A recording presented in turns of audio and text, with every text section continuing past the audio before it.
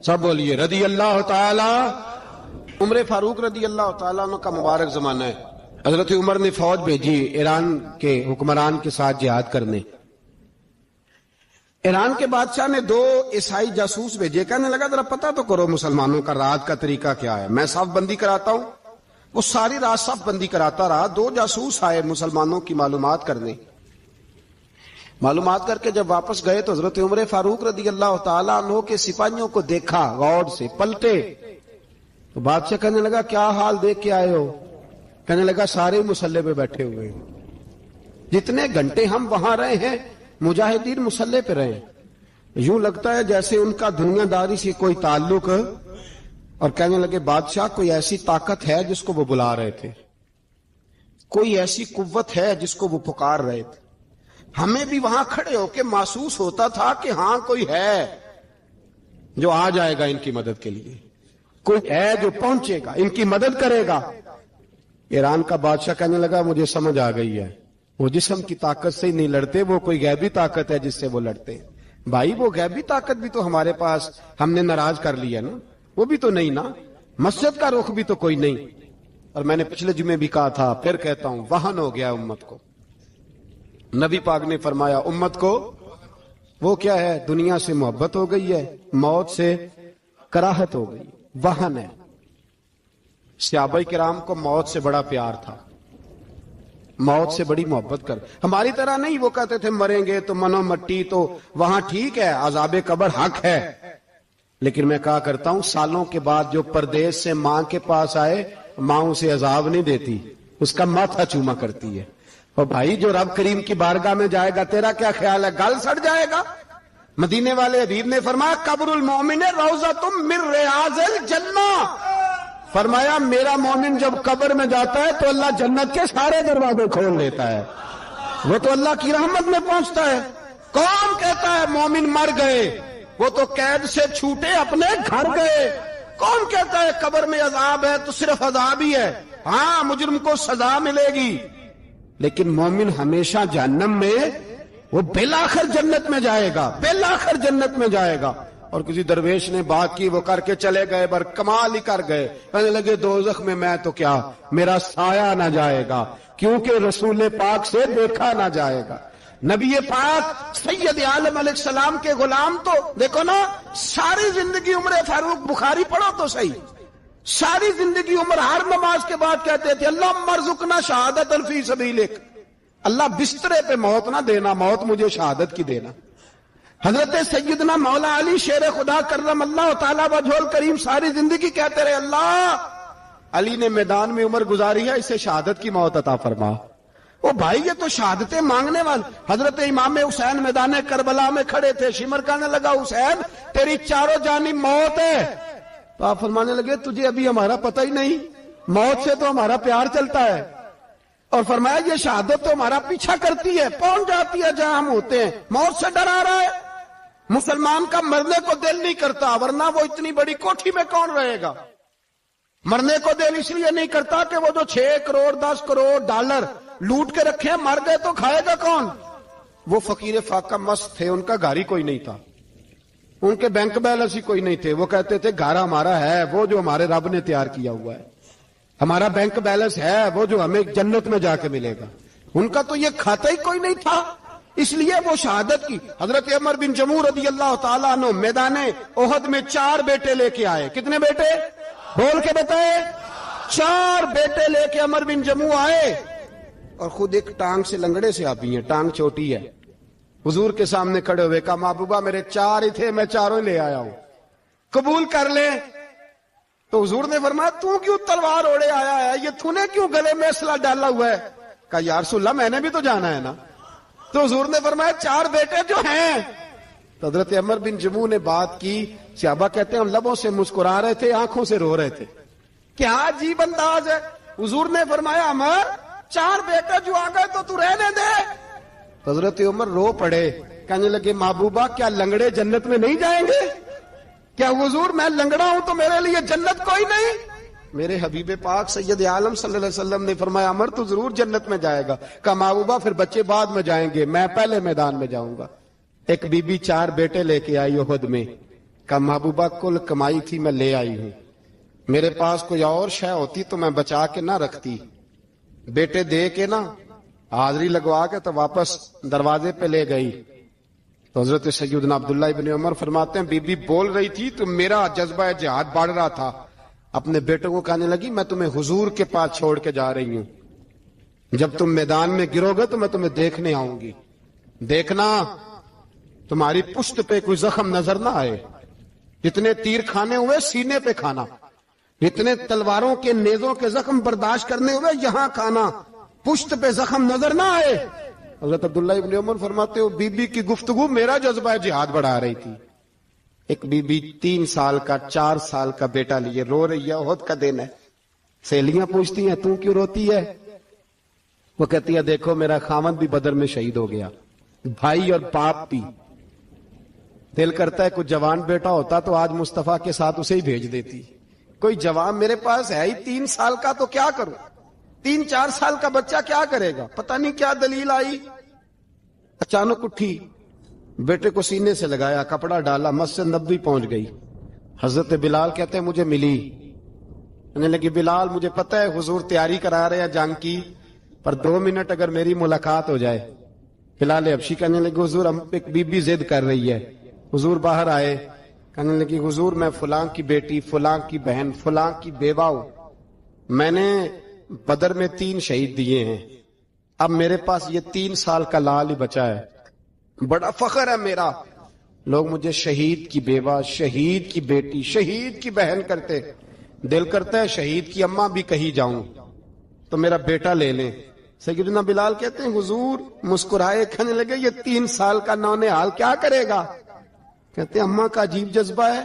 کہنے لگی محبوبہ سنا ہے اسلحہ بھی تھوڑا ہی ہے، ڈھالیں زیادہ کوئی نہیں، میرا بیٹا ساتھ رکھ لیں، جب آپ کی طرف کوئی تیر آیا نا تو میرا بیٹا ڈھال کے اس کو ڈھال بنا کے آگے کر دینا۔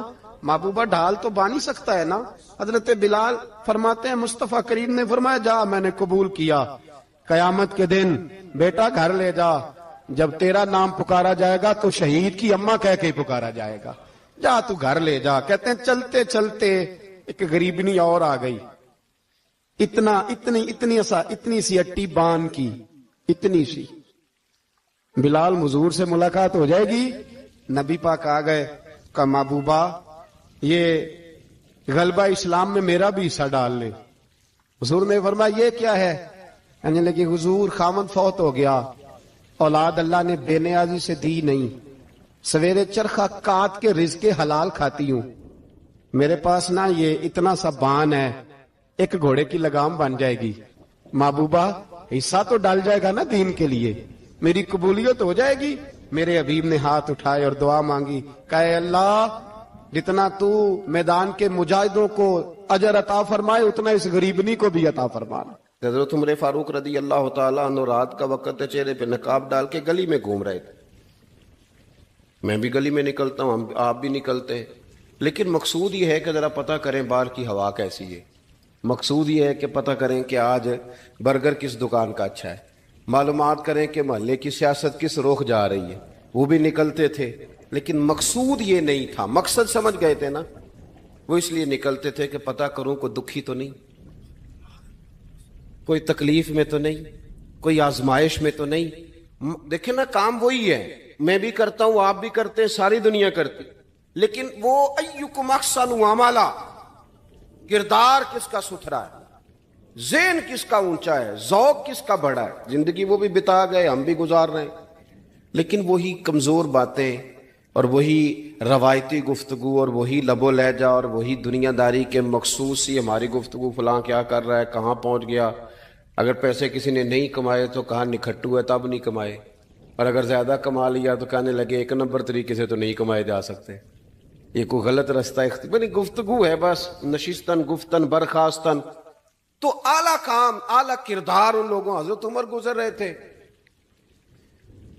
تو غلام ساتھ تھا، ایک شخص کو دیکھا کہ مدینے کے باہر خیمہ لگایا ہوا ہے، بھئی خیریت ہے، یہاں خیمہ کو لگایا؟ کہنے لگا امیر المومنین سے ملنے آیا ہوں، رات ہو گئی تھی تو سوچا یہیں قیام کر لیتا ہوں، صبح ان سے ملوں گا۔ تو فرمایا اندر کسی کے درد سے کراہنے کی آواز آتی ہے، کہنے لگا میری بیوی ہے اور بچے کی ولادت کا وقت آ گیا، تکلیف میں۔ حضرت عمر دوڑے گھر گئے، اپنی اہلیہ سے کہنے لگے نیکی کمانے کا ارادہ ہے؟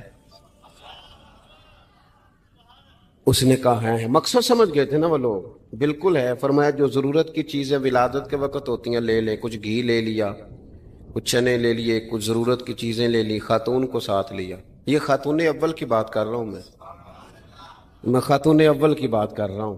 حضرت فاروق اعظم رضی اللہ تعالیٰ عنہ امیر المومنین ہیں۔ حضرت عمر نے اپنی اہلیہ کو ساتھ لیا، جہاں وہ شخص تھا وہاں آئے۔ اہلیہ نے حضرت عمر کے ذمہ کام لگایا، آگ جلا لیں، یہ تیل لے لیں، فلاں فلاں چیز گھی میں ڈال لیں، بنانی شروع کر دیں۔ فاروق اعظم نے ہاتھ کے اندر پکڑا ہوا برتن، چمچہ، ڈوئی بھی آخ لی دے، پنجابی ہے نا ہم، تو وہ کام کر رہے ہیں، چلا رہے ہیں، آگ جلا رہے ہیں۔ خاتون اندر ڈیوٹی کر رہی، تو وہ شخص جو تھا نا جس کی بیوی تھی، وہ کہتا ہے میں 2-3 دفعہ کا غلام ادھر آ، فلانی چیز بتا۔ میرے ذہن میں یہ تھا کہ امیر المومنین نے کو بندہ کھڑا کیا آنے جانے والے مسافروں کا خیال کرے۔ میرے ذہن 2-4 دفعہ میں نے اپنے لفظوں میں بات بھی کہہ دی، لیکن جب اندر میرے بچے کی ولادت ہوئی تو اندر سے میری بیوی بولی اور حضرت عمر کی اہلیہ بولی اور بول کے کہنے لگی امیر المومنین مبارک ہو، آپ کے دوست کو رب نے بیٹا دیا ہے۔ وہ شخص کہتا ہے میں باہر کھڑا تھا، وجود تڑپ گیا، آنکھیں برس پڑی، کبھی نہیں رویا تھا پر کیفیت عجیب بن گئی، کوئی تقریر نہیں سنائی، کوئی اعلیٰ شعر نہیں انہوں نے پڑھا، میں نے جوں لے کر ان کے سر سے پاؤں تک دیکھا، میں نے کہا یہ وہی شخص ہے جس کا نام لیں تو کیسر و کسرا کانپ جاتے ہیں، یہ وہی شخص ہے۔ میں نے جمعے میں کہا تھا کہ روب کپڑوں کا نہیں ہوتا، روب تو دیانتداری کا ہوتا ہے۔ ہاں بڑا مال کما کے لوگوں نے بنائی ہوتی ہے کار کوٹھی، تو بندے کھڑے ہو کے کہہ دیتے ہیں 2 نمبر طریقے سے آیا ہے، اور 13ویں-14ویں گریڈ کا ملازم ہو تو اس کے سامنے بہت بڑا افسر ڈر رہا ہوتا ہے یار بندہ دیانتدار ہے، یہ رشوت نہیں لیتا، سفارش نہیں مانتا، یہ میرٹ پہ کام کرتا ہے۔ تو روب تو آپ کی دیانتداری کا ہے، آپ کی سچائی کا ہے۔ اپنی زندگی میں جو لوگ مقصد سمجھ گئے، مقاصد پا گئے، کچھ کر گئے، ہم ذرا الجھ گئے ہیں۔ پہلے اتنا شاندار مکان بناتے ہیں، پھر مرنے کو کس کا دل چاہے؟ اتنی محنت کر کے جو ہے وہ کوٹھی بنائی ہے تو اب چھوڑ کے کون جائے؟ وہ تیار بیٹھے تھے، انہیں نبی کریم نے کہا تھا کن فی الدنیا کانک غریب نو عابر سبیل، تم نے مسافروں کی طرح رہنا ہے۔ او میرے بھائی، کبھی دیکھا ہے ایئرپورٹ پہ مسافر لڑتا ہو کہ میں نے یہ جگہ خریدنی ہے؟ اسے پتہ ہے کہ ابھی فلائٹ آنی ہے، میں نے تو چلے جانا ہے۔ ریلوے اسٹیشن پہ جو جگہ ہوتی ہے وہ خریدنے کے لیے لوگ رٹا نہیں ڈالتے، انہیں پتہ ہے پہلی ٹرین سے چلے جانا ہے۔ بس سٹاپ پہ جھگڑے نہیں ہوتے کہ یہ کرسی میری ہے، جانا جو ہے مٹی دیں تے مٹی رہنا ہی، ایویں کا دی بلے بلے، اج مٹی دے اتے بندے آتے کل مٹی دے تھلے۔ اتنا زیادہ مقصد نہیں نا جب سمجھتے تو بے چین ہے، بے قرار۔ بعض لوگوں نے اتنے پیسے جمع کر لیے کہ اتنے کھا نہیں سکتے، اتنی ضرورت نہیں، لیکن اس کے باوجود ہے کہ وہ دوڑ ختم ہونے کا نام ہی نہیں لے رہے۔ حضرت صدیق اکبر رضی اللہ تعالیٰ عنہ امیر المومنین ہے۔ بادشاہوں کے بڑے بات ہوتی ہے، ہمارے ملک میں ایسے بھی بادشاہ گزرے ہیں کہ جو سفر پہ جاتے تھے تو خانسا میں بھی لے جاتے تھے، باورچیوں کو بھی لے کے جاتے تھے کہ کھانا میری مرضی کا ہونا چاہیے۔ حضرت ابوبکر صدیق نے پانی مانگا، امیر المومنین، تو صحابہ نے نا شہد ملا پانی پیش کیا۔ کوئی اتنی لمبی بات تو نہیں، لیکن صدیق اکبر رو ہی پڑے، اور اتنا روئے کہ ہجکیاں بن گئیں۔ لوگ کہتے ہیں پتہ نہیں تھا کس بات پہ رو رہے ہیں، پر ہم بھی رو پڑے۔ حضور آپ کیوں روتے ہیں؟ تو آپ فرمانے لگے یار مجھے آسانیوں میں مبتلا کرنے لگے ہو، مجھے ان دنیا کی لذات میں الجھانے لگے ہو۔ میں حضور کی بارگاہ میں بیٹھا تھا تو اللہ کے رسول فرما رہے تھے پیچھے ہٹ جا، پیچھے ہٹ جا، پیچھے ہٹ جا۔ میں نے پوچھا حضور آپ کس کو کہہ رہے ہیں؟ تو حضور فرمانے لگے دنیا میرے پاس آئی تھی، وہ قریب کرنا چاہتی تھی مجھے، تو میں نے اسے کہا پیچھے ہٹ جا، میرے نیڑے نہ آنا، دور ہٹ جا۔ تو ہٹ تو گئی ہے پر جاتی دفعہ کہہ گئی ہے سونیاں آپ تو بچ گئے ہیں پر آپ کے بعد والے کیسے بچیں گے؟ تو مجھے سینے سے لگا لیں، گلے سے لگا لیں، مقصد اپنا سمجھیں، اعمال کا حسن پیدا کریں۔ اگر انسان کا مقصود مال کمانا ہے تو اگر مال مل گیا تو اس کے بعد پھر کیا کرے گا؟ کسی نے طے کر لیا تھا کہ بہت بڑی گاڑی اور بہت بڑا بنگلہ مجھے چاہیے، تو وہ بنگلہ اسے مل گیا، گاڑی آ گئی، اب تو مقاصد کیونکہ طے نہیں ہوتے، تو جو چیز انسان چھوٹا سا مقصد طے کرتا ہے وہ اسے حاصل ہو جاتا ہے۔ میں نے ملک سے باہر جانا ہے، گھر سیٹ کرنا ہے، ساتھ والا پلاٹ لینا ہے، ہو گیا سارا کچھ، تو اب وہ پھر انسان بے چین ہو جاتا ہے، پریشان رہتا ہے، کہتا ہے سمجھ نہیں آتی مطلب مقصود کیا ہے۔ اللہ تبارک و تعالیٰ نے تو ایک تنکا بے مقصد پیدا نہیں کیا، اتنا سونا انسان کیسے بے مقصد پیدا کر دے؟ تو رب کریم نے ہمیں بتایا کہ مقصد تو تمہارا ہے، مقصد ہے الذی خلق الموت والحیات لیبلوکم ایکم احسن عملا، اس نے موت اور حیات اس لیے پیدا کی ہے تاکہ پتہ چلے تم میں اچھے عمل کون کرتا ہے، تم کس قدر زیادہ اپنے رب کی عبادت کرتے ہو، کس قدر زیادہ حسن اخلاق کا مظاہرہ کرتے ہو، کس قدر زیادہ لوگوں کی خدمت کرتے ہو، کس قدر زیادہ تم دین کی تبلیغ میں، اشاعت میں، ابلاغ میں، ترویج میں کردار ادا کرتے ہو۔ با مقصد تمہیں بنایا، با مقصد اچھا ترین عمل تم میں سے کون کرتا ہے، اس لیے موت اور حیات پیدا کی تھی کہ تم نے ستھرے سے ستھرے اعمال، بہتر سے بہتر کردار، اعلیٰ سے اعلیٰ تمہارا انداز زندگی۔ دیکھیں ہم نے لوگوں کے ساتھ مل کے رہنا ہوتا ہے، بہت ساری چیزیں ایسی ہوتی ہیں کہ جو تکلیف کا سامان بنتی ہیں۔ اب انہی لوگوں کے ساتھ اللہ نے ہمیں مل کے رہنے کا حکم دیا، ان کے حقوق ادا کرنے کا حکم دیا، تو ساتھ ساتھ نا درگزر کا بھی کہا، معافی کا بھی کہا۔ جب انسان معافی کر دینے والا ہو جاتا ہے، درگزر والا ہو جاتا ہے، تو پھر وہ بڑا ہو جاتا ہے، بڑے دل والا ہو جاتا ہے، بڑے حوصلے والا ہو جاتا ہے، بڑے ضرب والا ہو جاتا ہے، اس کی زندگی حسین ہوتی۔ تو یہاں آئے تھے کچھ کام کرنے، وہ جو ہم نے مقصود بنائے تھے نا، مطلب اچھے کپڑے، اچھی دنیا داری، اچھی گاڑی، اچھا موبائل سیٹ، وہ چونکہ مقصود نہیں تھا تو ان چیزوں کے حصول کے باوجود بھی لوگ پریشان ہیں۔ مقصود یہ تھا کہ بہترین عمل، سونا عمل، اعلیٰ ترین عمل میرے رسول پاک صلی اللہ علیہ وسلم کے غلاموں نے نا وہ عمل کر کے دکھایا۔ اعلیٰ ترین مزاج رکھتے تھے اور اعلیٰ ترین خدمت، یعنی لوگ ان کا کردار دیکھ کے نا، کردار اور عمل دیکھ کے، ہم تو لمبی تقریریں کرتے ہیں، باتیں کرتے ہیں، بڑا کچھ بتانا پڑتا ہے، لیکن وہ بس تھوڑا سا نا لوگ ان کے پاس اٹھتے بیٹھتے تھے، آتے جاتے تھے۔ اتنی دوڑ ہے کہ آگے بڑھ کے اور لینا ہے، اور لینا ہے، عالم مزید کا رٹا، وہ سمجھ گئے، ہم نہ اڑے ہوئے۔ بہت سارے لوگ ایسے ہیں جنہیں صحیح بات کا پتہ چل گیا ہے، وہ فیصلہ کرنے میں دیر کر رہے ہیں، انہیں سمجھ آ گئی ہے کہ بہتر یہی ہے کہ میں وقت پہ مسجد آیا کروں، انہیں سمجھ آ گئی ہے بہتر یہ ہے کہ سویرے اٹھ کے نا واٹس ایپ بعد میں دیکھوں، پہلے قرآن پاک کی زیارت کر لیا کروں۔ سمجھ انہیں ہے، سمجھ ہے کہ باتیں زیادہ کرنے سے بہتر ہے درود و سلام زیادہ پڑھا جائے، پتہ انہیں ہے، وہ فیصلہ ہی نہیں کر رہے، ارادہ نہیں بنا رہے، توجہ نہیں کر رہے۔ جب بہت زیادہ بندہ دنیا داری میں الجھ جاتا ہے نا، بہت زیادہ، آسانیاں تو بندے کو جینے نہیں دیتی۔ پہلے انسان کہتا ہے کہ موٹر سائیکل ہو جائے نا تو چلو سفر آسان ہوگا، پھر موٹر سائیکل کہتا ہے ٹائر 2 ہیں، 4 ٹائروں والی ہونا، چلو مہران ہی ہو جائے خیر ہے، لیکن مہران میں بیٹھتے ہی اسے خیال آتا ہے کہ اس کی تو سیٹیں تنگ ہیں، پھر اس سے بڑی گاڑی چاہیے۔ یہ روز دوڑ ہے، بانج فقیروں کسے نہیں ماریا، اے ہوئی چور اندر دا، یہ دوڑ ہے، یہ ختم۔ حضرت ابوبکر صدیق رضی اللہ تعالیٰ عنہ امیر تھے، ہمیں تو نا جی ایک سے ایک کھانا، اور آج یہ نہیں کھانا، آج میری مرضی کا کھانا، یہ میری مرضی کا، یہ میرے بچے کی مرضی کا، یہ فلانے کی مرضی کا، وہ خواہشات کا انبار۔ اور نفس بچے کی طرح ہوتا ہے، خواہش پوری کرو تو فوراً ہی دوسری بھی بتا دیتا ہے، دوسری پوری کرو تو تیسری کی بھی خبر دے دیتا ہے۔ ہم نا چونکہ الجھ جاتے ہیں، پھر وہ الجھاؤ ہمیں باہر نہیں نکلنے دیتا۔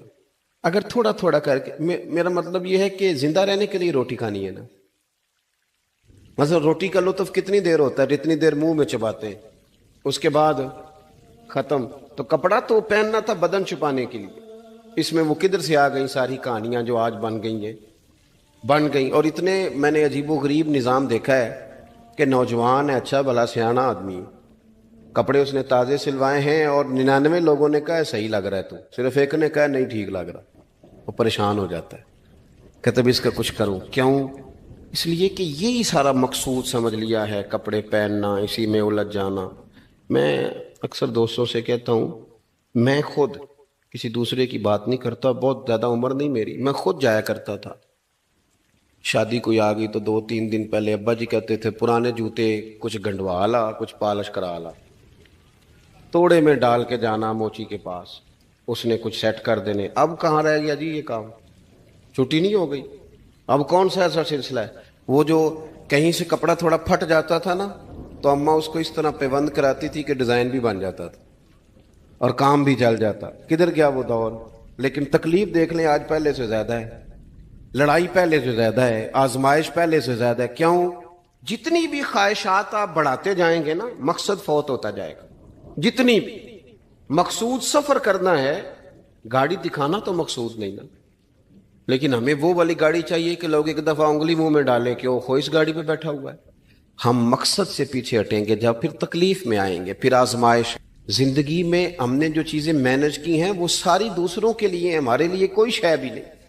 ولیمے پہ گئے تاکہ برادری راضی ہو جائے، تعزیت کے لیے گئے تاکہ محلہ راضی ہو جائے، فلانا کام کیا تاکہ لوگ جو ہیں وہ میرے حق میں ہو جائیں. ساری زندگی دوسروں کے لیے جی کے گزار دی، اور آپ نے 99 نیکیاں کی، ایک خامی آئی تو لوگ تو وہ تھے جو پھر بگڑ گئے. بہتر نہیں بندہ رب کو ہی راضی کرے. واللہ ورسولہ احق ان یرضوا، اللہ اور اس کے رسول کا زیادہ حق ہے کہ انہیں راضی کیا جائے، ان کا زیادہ حق. اپنی زندگی میں معاملات کو ترتیب دیں، ایک مخصوص ذہن بنائیں. اتنا سویرے قرآن شریف پڑھنا ہے، اتنا درود پاک، اور یہ راز ہو ہمارا اور ہمارے رب کا، یہ راز ہو. اتنی دیر مصلی پہ بیٹھنا ہے. میرے ایک دوست ہیں ڈاکٹر صاحب، میں بیٹھا تھا تو وہ ایک شخص کو کہہ رہے تھے تیرے دل میں کچھ باتیں ہیں، نکال دے تاکہ تیری ٹینشن ریلیز ہو جائے، تیری صحت ٹھیک ہو جائے گی. تو بندہ کہہ رہا تھا اچھا ٹھیک ہے ڈاکٹر صاحب. تو میں نے کہا کہ اگر آپ اجازت دیں تو ایک بات میں بھی کر لوں. نے کہا آپ بھی کر لیں. تو میں نے کہا ڈاکٹر صاحب کچھ دکھ بڑے ذاتی اور نجی ہوتے ہیں، بندہ کسی کے سامنے کہہ ہی نہیں سکتا، بڑے ذاتی قسم کے ہوتے ہیں.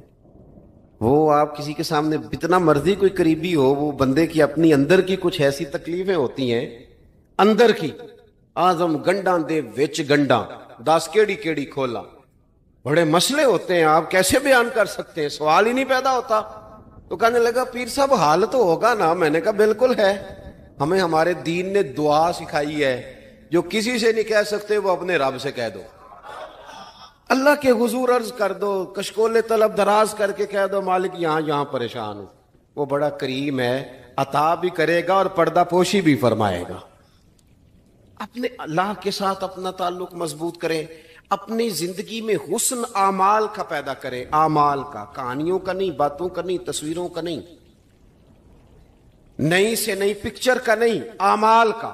اور خوبصورت ترین طریقہ ہو. دیکھیں نا، مشکل سے بھی تو نماز پڑھنی ہے نا. سویرے ابا بڑے غصے میں تھے تو پھر مجھے اٹھنا ہی پڑا، تو اس طرح بھی تو پڑھنی ہے. تو اگر بندہ ذوق سے اٹھے اور ذرا سونا کر کے وضو کرے اور ذرا صحیح کر کے مصلی بچھائے اور سجدہ کرے تو ذرا ذوق سے کرے. مجھے سوز دے، مجھے ساز دے، مجھے نیم شب کا نیاز دے، دم سجدہ خود کو میں توڑ دوں، مجھے ایسا ذوق نماز دے. اس ذوق کے ساتھ آگے بڑھے. مقاصد جب بندہ سمجھ جاتا ہے نا، مقاصد، پھر اس کے لیے آسانی ہوتی ہے. میں نے عرض کیا تھا زیادہ باتیں نہیں کرنی، مقصود تو ایک پیغام دینا ہے. اب ہم نے جانے والوں کے لیے کیا کرنا ہے؟ ایک تو یہ کہ اپنا مقصد ٹھیک کرنا ہے کہ جو رخصت ہو گئے اپنے بزرگوں کو نہ یاد رکھیں. اصل کام ہے ان کو بول کے بتائیے. سال کے بعد ختم، بڑی اچھی بات ہے. سسماہی، ششماہی، سیماہی سب ٹھیک ہے، ان کو یاد رکھیں. حضور نہ یاد رکھتے تھے، اپنی والدہ کا ذکر کرتے، اپنے والد کی بات کرتے، اپنے دادا کا ذکر کرتے.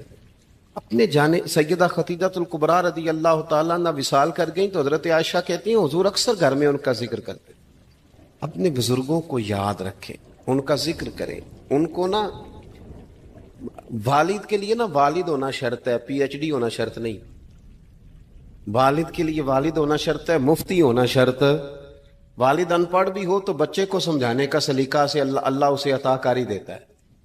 ماں بالکل ان پڑھ بھی ہو تو بچوں کو سمجھانے کا طریقہ اللہ اسے ان سے سیکھیں. میرے والدہ اور والدہ دونوں اپنا نام نہیں لکھ سکتے تھے، تو میں اپنے دوستوں سے کہتا ہوں مجھے کبھی موقع ملے تو میں کئی جلدوں میں کتاب لکھ سکتا ہوں اپنے ماں باپ. اس لیے کہ وہ جو ہمیں سکھا گئے، جو بتا گئے، وہ انہی کا خاصہ تھا.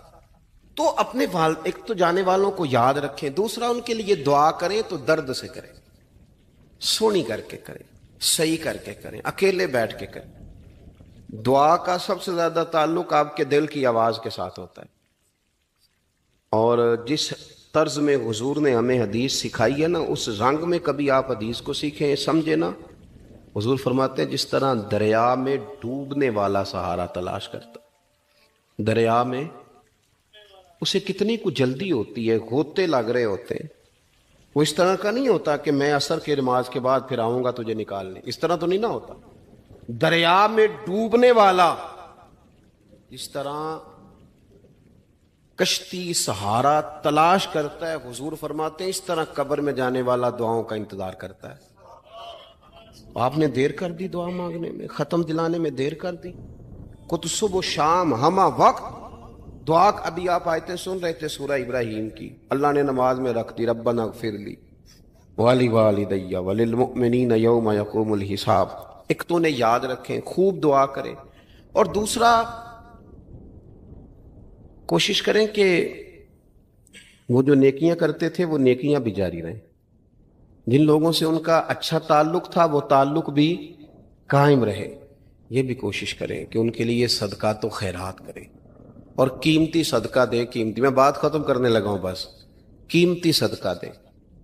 قیمتی 15 تولے سونا گھر میں پڑا ہوتا ہے، قیمتی ہوتا ہے نا. کبھی کسی نے چوک میں بتایا کہ آج 15 تولے سونا میرے گھر میں پڑا ہے؟ بولو نا، لگتا ہے تو 10 چھڑنا ہے. اگر گھر میں 50 لاکھ روپے کیش پڑا ہو تو چوک میں گلی میں آ کے آپ بات کریں کہ گھر میں پیسے پڑے ہیں. کیوں؟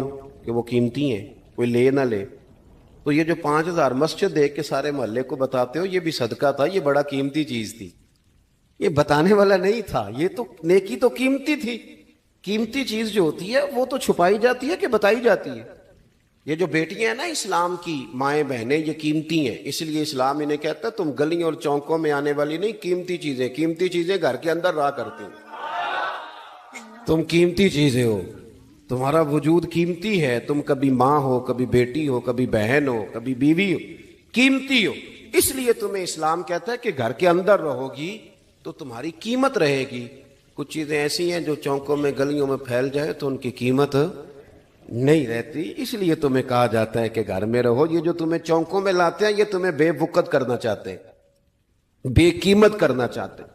انسان تھوڑی دیر کے لیے غور کرے تو بڑے بڑے جانور انسان سے بڑے طاقتور ہیں، لیکن اللہ نے ان کی نکیل انسان کے ہاتھ میں تھما دی. اتنا بڑا جہاز ہے، ٹنوں وزن لے کے چل رہا ہے. انسان کے بس کی بات نہیں کہ وہ کئی لوگ لگ کے بھی اس کو اٹھا سکیں، لیکن اللہ نے اس کے قبضہ و اختیار میں کر دیا ہے. فرمایا هو الذی خلق لکم ما فی الارض جمیعا، زمین میں جو کچھ ہے سارا تیرے لیے بنایا ہے، آسمان میں جو ہے سارا تیرے لیے بنایا ہے. وما خلقت الجن والانس الا لیعبدون، فرمایا کل کائنات میں نے تیرے لیے بنائی ہے اور تجھے میں نے اپنی عبادت کے لیے پیدا فرمایا ہے. تو جنوں اور انسانوں کو اللہ نے اپنی عبادت کے لیے تخلیق فرمایا. مقصد زندگی، مقصد تخلیق، دنیا میں آنے کا مقصد اولین اور مقصد آخری اللہ کی عبادت، اللہ کی معرفت، اللہ کی طرف توجہ، اللہ کی طرف رجوع. یہی ایک مقصد تھا انسان کے آنے کا. اسی کو قرآن نے بیان کیا تھا. اپنے اپنے مقاصد درود شریف پڑھنے والوں سے بلند صلاۃ و سلام علیک یا سید یا رسول اللہ. اپنے اپنے مقاصد، اپنے اپنے معاملات کو ہم نے ترتیب دے لیا ہے. صبح سے شام تک کے معاملات سارے کے سارے ہمارے ذاتی، نجی اور ہمارے اپنے بنائے ہوئے مقاصد کے تحت گزر رہے ہیں۔ حالانکہ رب کریم نے فرمایا کہ انسان، میں نے تجھے اپنی عبادت کے لیے بنایا ہے، اپنے لیے تجھے بنایا ہے، تو میری بارگاہ میں سجدہ ریز ہو، تو میری بارگاہ کی طرف توجہ کرے، تو میرے لیے تسبیح پڑھے، تو تحلیل کے جملے بولے، تو تکبیر کہے، تو میرے محبوب پہ نازل ہونے والے قرآن کی تلاوت کرے۔ تجھے تو اس لیے بنایا تھا۔ عبادت کا معنی یاد رکھیے گا، عبادت کا معنی فقط نماز پڑھنا نہیں، عبادت کا معنی صرف نماز پڑھنا نہیں، نماز عبادت کا ایک جز ہے، نماز عبادت کا ایک حصہ ہے۔ عبادت نماز پڑھنے کا نام نہیں، عبادت روزہ رکھنے کا نام نہیں، عبادت صرف اور صرف حج کرنے کا نام نہیں، فقط ذکر فکر کرنا عبادت نہیں، بلکہ اللہ کا حکم ماننے کا نام عبادت ہے۔ خدا رسول کی بات ماننے کا نام عبادت ہے۔ جہاں جانے کا خدا حکم دے وہاں چلے جاؤ، یہ عبادت ہے۔ جہاں جانے سے منع کر دے وہاں کبھی نہ جاؤ، یہ عبادت ہے۔ اگر نماز پڑھنے کا نام ہی عبادت ہوتا تو پھر فجر کی فجر کے وقت کیوں پڑھنی پڑتی، پھر ظہر میں ہی کیوں فرض ہوتی، پھر عصر کا وقت مغرب میں جا کے کیوں نہ شروع کیا جاتا، پھر انسان کی مرضی تھی جب پڑھ لیتا۔ فرمایا نہیں، عبادت میری ہے، اصل میری اطاعت ہے۔ میں جب کہوں کہ یہ فجر کا وقت ہے تو تجھے فجر مان کے پڑھنا، جب کہوں ظہر کا وقت ہے تو ظہر مان کے۔ ہم نے عبادت کو مخصوص کر دیا، مسجد میں چلے جانا، نفل پڑھ لینا، کچھ دیر قرآن شریف پڑھ لینا، کچھ دیر اللہ کی عبادت کر لینا، کچھ دیر ذکر اذکار کر لینا، اس کا نام عبادت ہے۔ اور باہر نکل کے بے شک جھوٹ بولے، باہر نکل کے بے شک غیبت کرے، باہر نکلے اور کم تولے، باہر نکلے اور اپنی من مرضی کرے، تو یہ عبادت نہیں۔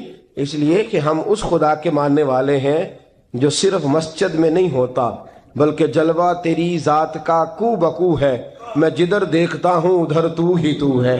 ہمارا خدا صرف مسجد میں نہیں ہے، اللہ ہر جگہ ہے۔ جے میں تینوں اندر جانا پھر مقید جانا، جے میں تینوں باہر سمجھا اندر کون سمانا، اندر بھی تویں باہر بھی تویں وچ بلا کون نمانا۔ اصل بات یہ ہے کہ جب خدا ہر جگہ ہے تو اللہ تبارک و تعالیٰ کا حکم ہر جگہ ماننا ہے، ہر جگہ اطاعت کرنی ہے، ہر لحاظ سے۔ رب کی بات ماننے کا نام عبادت ہے، اللہ کی، اس کے رسول الپاک صلی اللہ علیہ وسلم کی بات ماننے کا نام، توجہ ہے آپ کی میری بات پہ؟ عبادت کا مفہوم سمجھیے گا، عبادت کا مفہوم سمجھیے گا۔ ہمارا وہ دین نہیں جو پنڈتوں جوگیوں راہبوں کا مذہب ہے کہ جنگلوں میں نکل جاؤ تسبیح لے لو، میں کھٹکتا ہوں دل عالم میں کانٹے کی طرح اور تو فقط اللہ اللہ اللہ۔ یہ مذہب نہیں۔ ہمارا دین کہتا ہے مسجد میں بیٹھ کے جو ذکر کرے گا اسے بھی ثواب ملے گا، اور جو محنت کر کے کما کے بچوں کو کھلائے گا اسے بھی ثواب ملے گا۔ ہمارا دین یہ کہتا ہے جو مسجد میں بیٹھ کے قرآن پڑھے گا اسے بھی ثواب ملے گا، اور جو گلی میں پڑا ہوا کانٹا اٹھا دے گا اسے بھی اللہ اجر عطا فرمائے گا۔ اللہ کا حکم ماننا، اللہ کا حکم ماننے کا نام عبادت۔ محمود غزنوی کے پاس ہیرا ہے، محمود غزنوی کے بڑے غلام تھے تو ایک بڑا پیارا تھا اسے، آپ جانتے ہیں اس کا نام کیا تھا؟ ایاز محمود غزنوی کو بڑا تو حسد شروع ہو جاتا ہے ہر جگہ، الا ماشاءاللہ۔ لوگ کہنے لگے بادشاہ ہر وقت اسی کو پیار کرتا رہتا ہے، ہر وقت اسی کی طرف توجہ کرتا رہتا ہے۔ بادشاہ نے ایک دن آزمانا چاہا، اتنا ہیرا تھا، موٹا ہیرا بادشاہ کے پاس۔ بادشاہ نے ایک وزیر صاحب کو بلایا، کہا یہ اینٹ پکڑو، ہیرے پہ مارو، اسے توڑ دو۔ کہنے لگا بادشاہ بات تیری ٹھیک ہے پر بڑا قیمتی ہیرا ہے، کیوں تڑوا رہے ہیں آپ؟ مال خزانہ میں رکھ دیں، کام آئے گا، کسی نہ کسی جگہ پہ استعمال ہو جائے گا، آپ کیوں اس کو تڑوانے کی ضد کر رہے ہیں؟ بادشاہ سلامت نے کہا اچھا تم نے ٹھیک مشورہ دیا، میں ہی جذبات میں آ گیا تھا۔ ایک دوسرے آدمی کو بلایا، اس کو کہا یہ ہیرا توڑنا ہے۔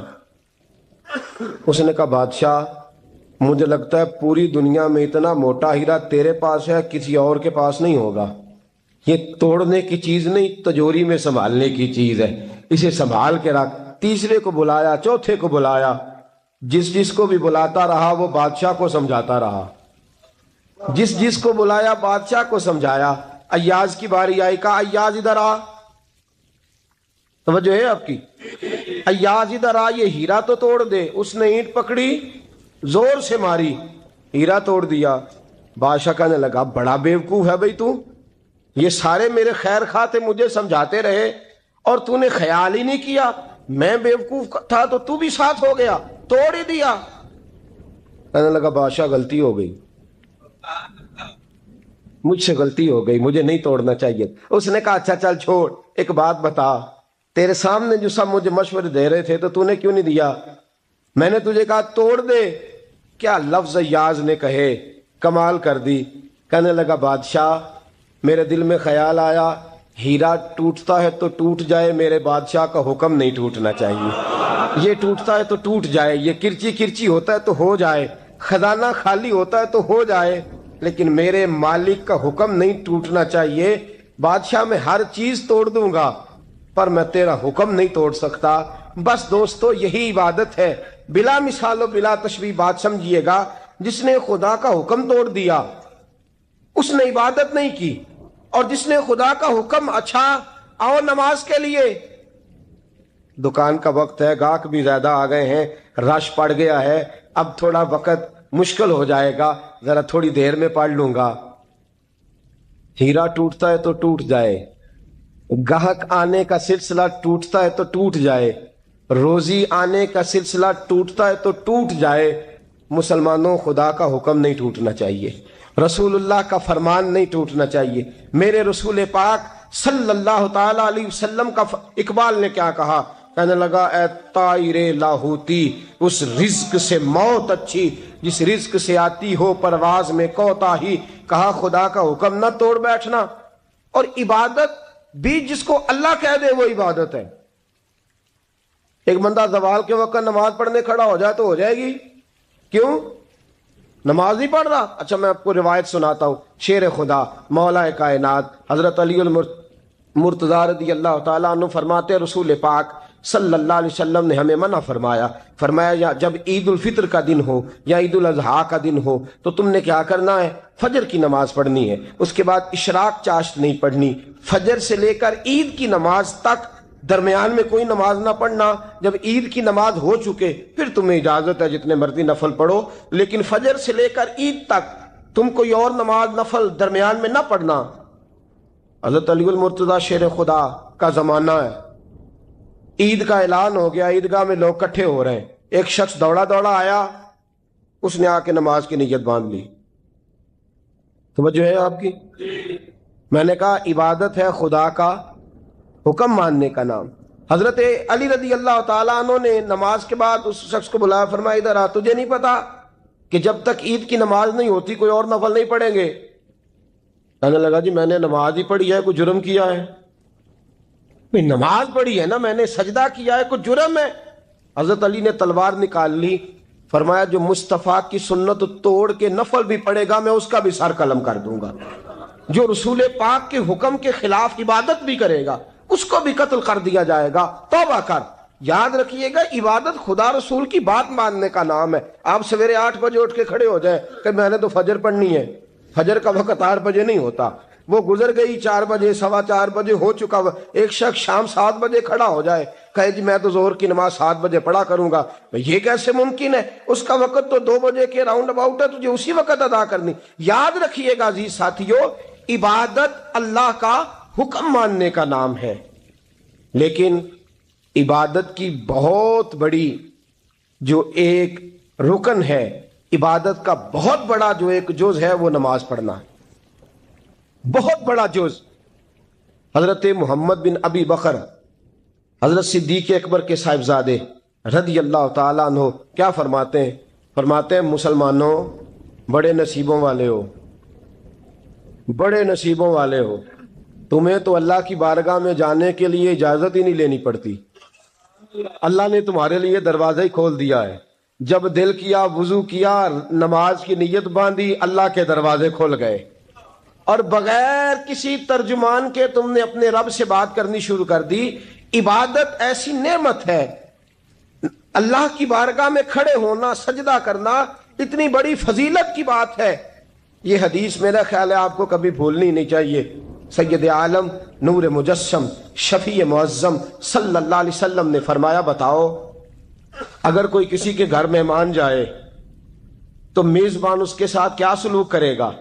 تو صحابہ کہنے لگا یا رسول اللہ جتنا میزبان اچھا ہوگا اتنا ہی اچھا سلوک کرے گا، جتنا وہ اعلیٰ ہوگا اتنا ہی اعلیٰ سلوک کرے گا، جتنا وہ عرفہ ہوگا اتنی ہی اس کی بات بھی بڑی ہوگی۔ نبی پاک صلی اللہ علیہ وسلم نے فرمایا جو مسجد جاتا ہے وہ اللہ کا مہمان ہے، جو مسجد جاتا ہے وہ اللہ کا مہمان ہے۔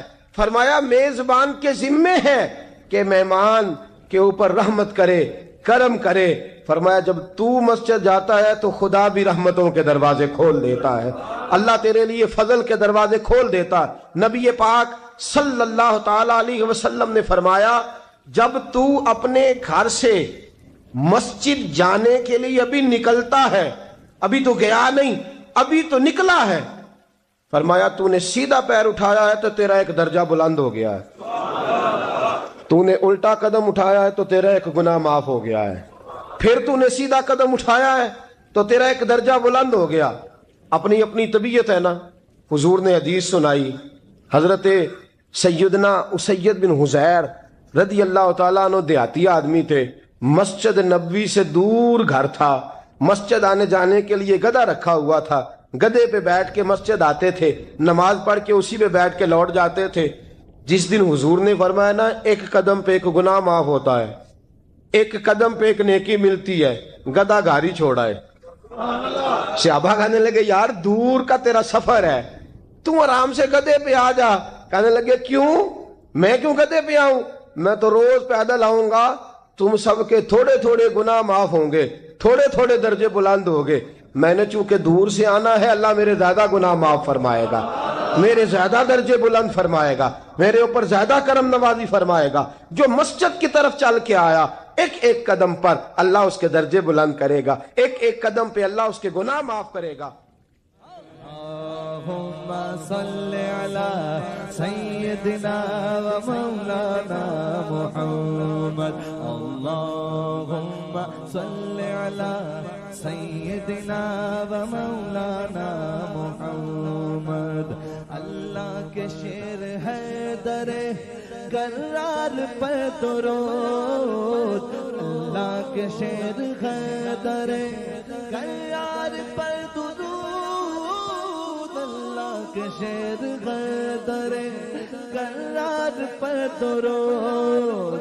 حضرت حسن حسین کے کردار پر درود، اللہم صلی علی سیدنا و مولانا محمد وعلی سیدنا علی و سیدتنا فاطمہ و سیدتنا زینب و سیدنا حسن و سیدنا حسین وعلی آلہ وصحبہ وبارک وسلم۔